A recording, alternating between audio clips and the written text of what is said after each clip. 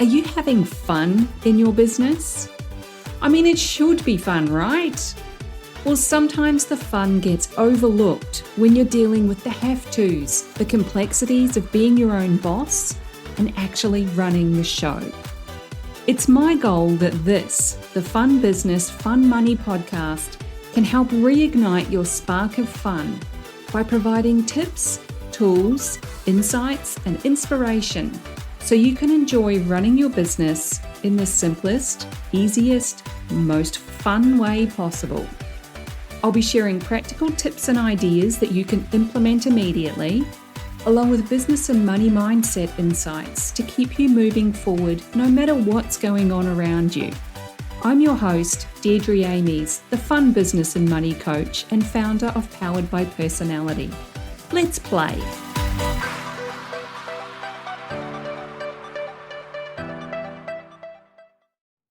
Hey there, and welcome back to the Fun Business, Fun Money podcast. If you're listening in real time, it's Tuesday, the 4th of July, 2023, which is apparently an important date in the US. And for the rest of the world, it's just another random Tuesday.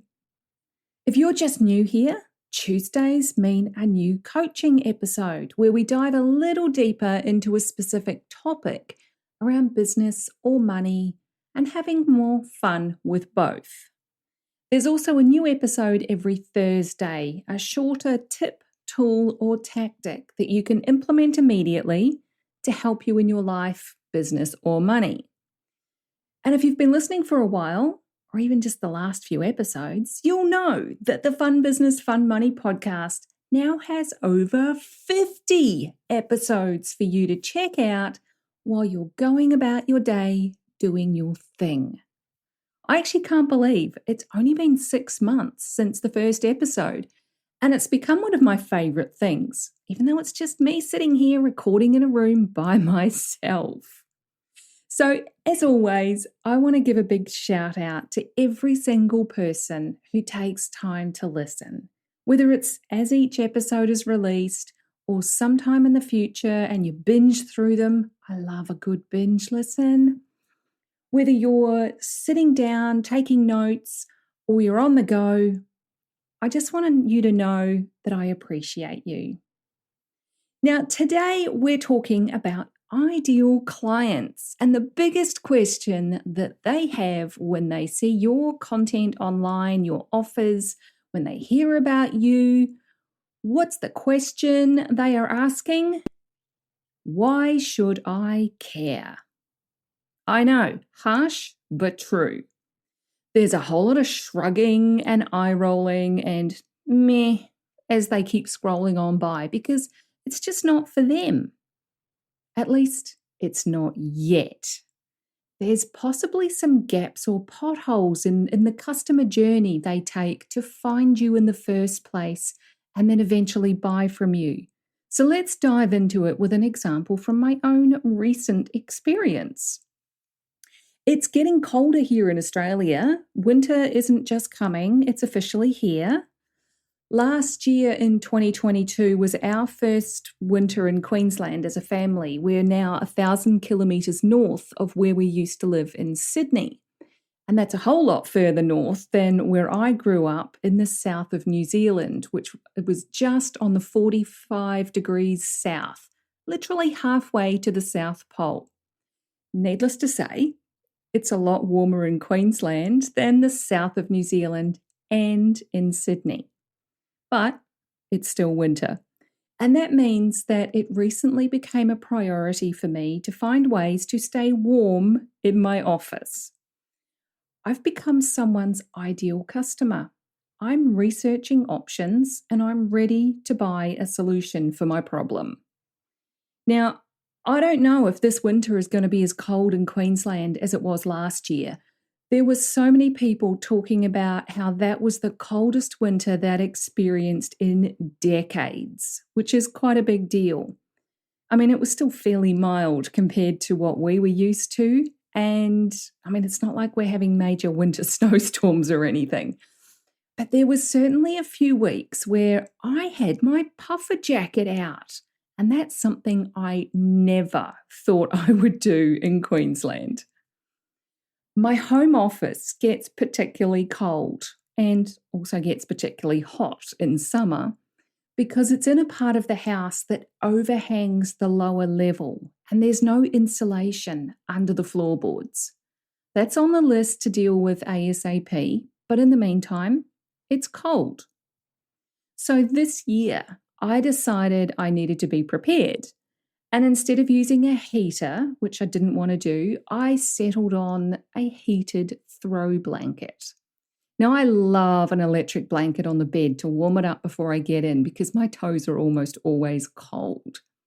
So a heated throw blanket is the perfect solution for when I'm sitting in my office. I don't want to be bundled up in a puffer jacket and a scarf when I'm on client calls. So I Googled all the options to see what was available and what sort of price they are. And suffice to say, there's a wide range of prices with not much difference between the actual products. I ended up going into a few stores to check them out, and I discovered that the lowest priced one isn't actually able to be washed. You can just spot clean it, nothing else. And that's a hell no for me. Just no. So I ended up buying one that was almost twice the price as that cheaper one, but it ticks all the boxes. It also wasn't advertised online. I just happened to see it when I was in Costco. It's washable, it heats up in just a few minutes, and I can tell you, it is so cozy that I can switch it off after about 10 minutes. It's absolutely perfect. So how does this riveting winter tale help you with your ideal clients? Well, it's all about the journey. The important question that I want you to write down if you can, if you're out walking or driving, don't do that. You'll find a full transcript of this episode via the show notes link in the description, so you can go back later and get what you need. The important question that you need to ask is, what is my ideal client thinking right before they look for me? Because here's the reality check for pretty much every online entrepreneur. You can create something amazing and go and market the shiz out of it. You can create all the ideal client avatars or profiles you want. You can build your audience as big as you possibly can. But if whatever you offer isn't specific enough about who you help and the problem you solve, none of that matters. You don't need to be convincing anyone to buy your offer or to work with you or to pay you for your products or services. Handling objections is such an outdated concept. It really is a thing of the past. Always gives me that sleazy salesman vibe where you've literally knocked on a random person's door because it's on your list and you're pitching your thing to a person who doesn't know you, they're not looking for you, and they probably don't even have the problem that you're offering to solve. There's zero know, like, and trust to start with, and they have no need of what you have. So, of course, there's going to be objections. Don't be that person. That is not who we are. We, you and I, we are way more observant than that. We know when we're being vague and fluffy, even if we don't want to admit it. And by vague and fluffy, I mean things like using jargon that's only understood by those who are already in your world. The most obvious of this is the spiritual coaching side of things, astrology, human design, all of those concepts. If you're a Gemini with Virgo sun and, Mercury rising, great, that's nice. But the majority of the population has no idea what your cool club terminology means because you're referring to a modality. Now, don't get me wrong, I love the woo side of life. But if you're using that type of language, you're missing the mark, because your ideal clients don't care about your how, the modality, until you show them what and why. People are not looking for a modality, they're looking for a solution to their problem. They're out there Googling things like, why is my energy off this week? Or how do I stay consistent? Or if they're like me looking for a way to stay warm, they're Googling warmest throw blanket near me. And hey presto, here's an electric throw blanket to get me toasty warm in minutes. Your modality could very well be the thing that they need to know, to use, to understand, or to live by. But if they're not at the point where they care enough about that, you're shouting into the void, and only your existing clients or fans, I mean, we all love raving fans, right? But if only they know, or maybe even your peers, then they're the only people that are going to hear you, and they're not the ones that are going to buy from you. Now, if you've not thought about this before, or it's been a while, take some time to think about the people that you want to serve and what's going on for them. Take yourself out of the picture. It's not about you. It's not about your offer or your modality or even your price for that matter. Not at this point. It's about your ideal clients and what they're looking for. Find those words that those people are looking for, and you're now on the right track. Make the connection with those people, and I don't mean just by clicking add friend or add connection, but show them the connection between their problem and your solution in the clearest, simplest terms. I saw a great example of this on LinkedIn recently. One of my new connections was talking about website copy. Yes, that thing that we all dread writing. And let's be honest, we kind of dread reading it as well. And that's because most of us take too long to get to the point or to connect the dots. We're making it about us when it needs to be about them, your ideal clients and their problem. It's not about you and your expertise or the modalities or your qualifications, your story. And it is definitely not about how much money you made in your business. I have seen that on right at the top of a website. Just remember, your ideal client is out there seeing that, and they're rolling their eyes, they're shrugging, and they're saying, cute, I don't care, and then scrolling or clicking off to something else. There is so much detail in this ideal client work that it can feel really overwhelming. But the reality is, I don't think most people go deep enough with it because they're looking at it from quite often demographics. That's the most common approach. But how on earth does knowing a job title, an income level, and a location help you? That's still just surface level stuff. Now, my ideal clients are coaches, consultants, and digital creatives, which includes web designers, copywriters, and photographers. They're online service providers who support other businesses with visibility and operations. They're providing done-for-you services or teach-you-how services. That's the surface level stuff. Let's take it a little bit deeper. Think about the size of the businesses that you're targeting, or the type of organisation that it is, or both. Do they have a certain number of employees or even freelance team members?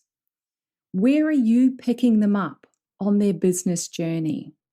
Are they solopreneurs, agencies, small businesses, seven-figure businesses, or big corporations?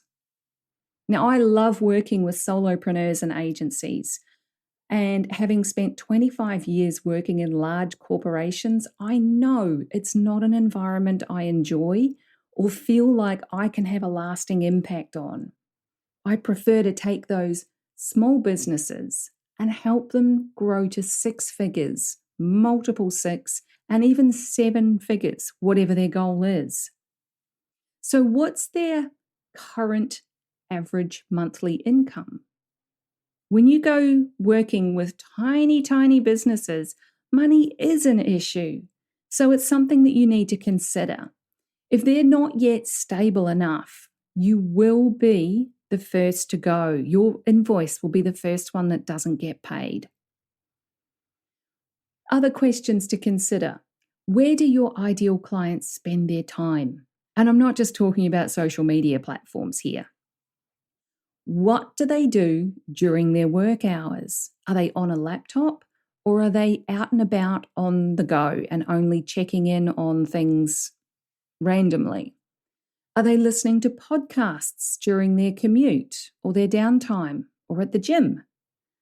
How do they find a new service provider? Are they searching on social media?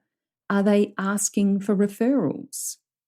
What resources do they sign up for? What are they interested in? What does their average day look like? Map it out and get specific. What are they spending their time on? What kind of events do they attend? Are they going to networking events? Are they networking locally? Are they online? Do they network at all? What is a high priority to them? What's actually important for them? How do they spend their budget? Do they even have a budget for the work you do?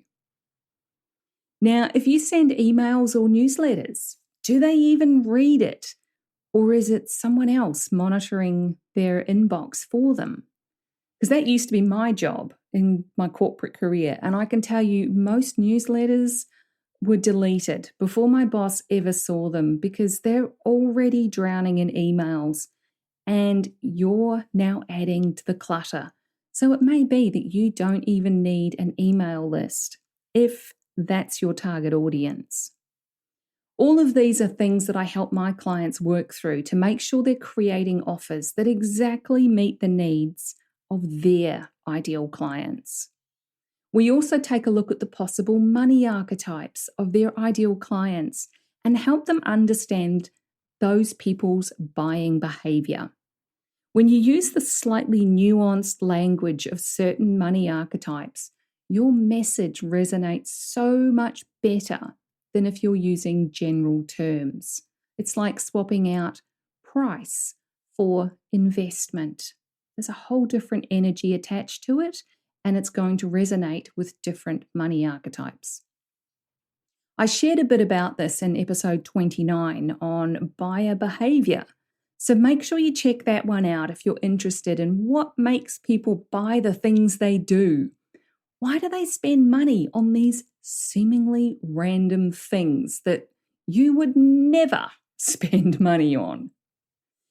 One thing to watch out for when you do an analysis like this is the outliers. Just because you got that one client from doing that thing that one time doesn't mean they're the one. We need to be aware of the outliers rather than giving them our entire focus and ignoring the rest of the amazing potential clients that you haven't yet identified properly. We're looking for sure things here, so look for the patterns that work over and over and over. Now, most of my clients in my business have come from Facebook, whether it's in my friends list, a referral from someone I know from Facebook, or from a Facebook group. They mostly haven't come from email, not from Instagram, and not from doing reels or sharing endless stories. Most have come from watching me share valuable content over time from my written posts, my videos, live streams, and podcast episodes. Where do most of your clients come from? You might have got one once from your email list, but is that how you get most of your clients? Another thing to be mindful of is who you ask for advice when you do this kind of analysis. The majority of people you'll talk to are only able to give advice based on their own experience and behaviors. It's like branding via social media. Don't ask people for feedback about your logo or your colors or your business name. They don't know you or your business like you do.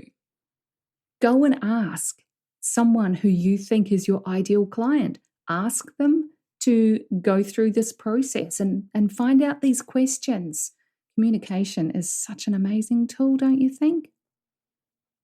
Trust your intuition about who your ideal clients are, and then ask yourself the kind of questions I've covered here. You'll find a full transcript in the show notes, link in the description, so you don't have to try and listen and hit pause to quickly write them down. You're welcome. That's why I do it. If you'd like my help working through this and all the other things that you need to make your business the fun, profitable, sustainable thing of beauty that you've always wanted, send me a DM about Ignite, my private coaching program. I'm at Fun Business, Fun Money on both Facebook and Instagram, all one word. You'll find me on LinkedIn. Just search for Deirdre Amies. Or you can email hello@deirdreamies.com if you prefer to email. I currently have spots available for new clients, so get in my inbox and let's have a chat about it. You'll also find a link to more info about Ignite in the description of this episode. So that's what I got for you today. Take a moment and ask yourself, does my ideal client even care about this piece of content I'm about to share with the world, or this offer I'm about to create? If the answer is cute, but I don't care, then you probably need to rethink it. Because let's face it, you can create all the content and market your offer everywhere. But if you're not talking to the right people about solving the right problem, nobody cares. Take care, have fun, and I'll catch you in the next episode. Thanks for joining me. If you found this episode useful, make sure you hit that follow button on your chosen podcast platform so you get the notifications when each new episode goes live and you don't miss anything. If you know someone who would also get something from it, don't be shy, share it with them. One of the best things about being a business coach for online entrepreneurs is helping them make sense of their creative ideas and turn them into a simple, clear business system that actually makes money. A client recently described me as a castle building expert. You've got the big vision and some of the building materials already, but you don't quite know how to bring it all together into a solid foundation. Then I come along and I show you the blueprint that makes sense of it all. I love that analogy.